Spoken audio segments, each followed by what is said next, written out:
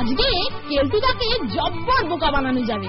তা যা বলেছিস, ও আসল ব্যাপারটা বুঝতেই পারবে না।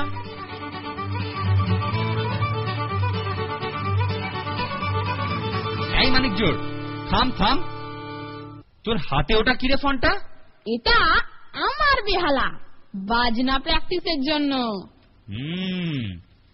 দাঁড়া, আমি 1 সেকেন্ডের জন্য তোদের বেহালাটা একটু দেখতে চাই।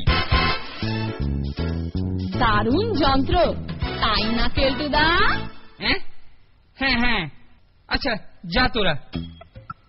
যদিও ওতে বেহালাই রয়েছে, তবুও কেমন যেন সন্দেহ হচ্ছে।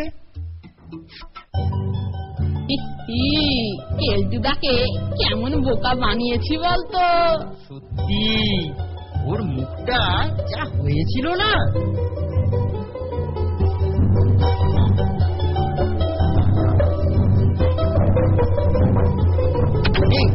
এইবার এটার মধ্যে ঝটপট খাবার পুড়ে ফেলি।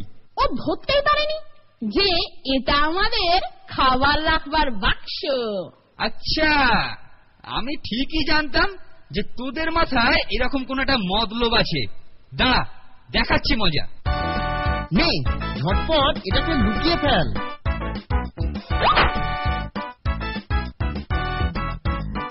এ কি, বেহালাটা গেল কোথায়? এমা, তুমি দেখোনি? ওটা এক্ষুনি একটা ডানা গজালো আর উঠে উঠে জানলা দিয়ে চলে গেল।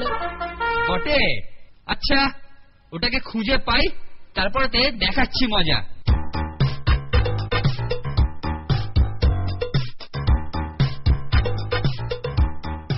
এই যে মিস্ত্রি, এই কর্মশিক্ষার ঘরে বসে তুমি আমার বেহালাটা পালিশ করে দাও দেখি। আচ্ছা আচ্ছা আচ্ছা, ঠিক আছে স্যার, ঠিক আছে। কিন্তু খুব সাবধান, এটা অত্যন্ত মূল্যবান। সে আপনি নিশ্চিন্ত থাকুন স্যার, এটাই হলো গিয়ে আমার পেশা। এর মূল্য আমি খুব জানি।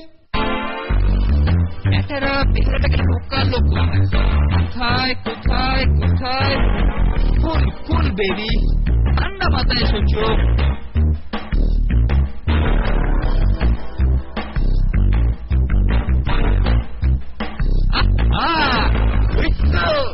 ওই লোকটার হাত দিয়ে পাচার করছে।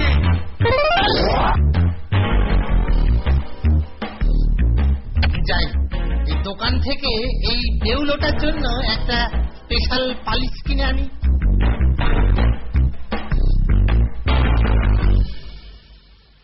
চমৎকার, ও ওটাকে ওখানে রেখে যাচ্ছে।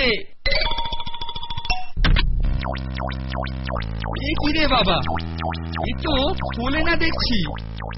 পেছনটা খোলার নির্ঘাত কোনো গোপন পদ্ধতি আছে।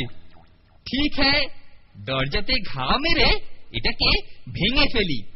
কি হে মিস্ত্রি, আরে কাজ কত দূর এগোলো? মরেছে। আমার মূল্যবান বেহালা আমারই মুখে ভাঙলি। এটা আপনার? পালাচ্ছিস কোথায় হতভাগা, পালাচ্ছিস কোথায়? এই দেখ।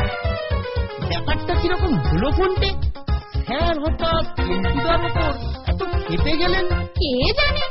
তবে যাই হোক, দৃশ্যটা দেখতে কিন্তু দারুণ লাগছে, কি বলিস? উফ উফ,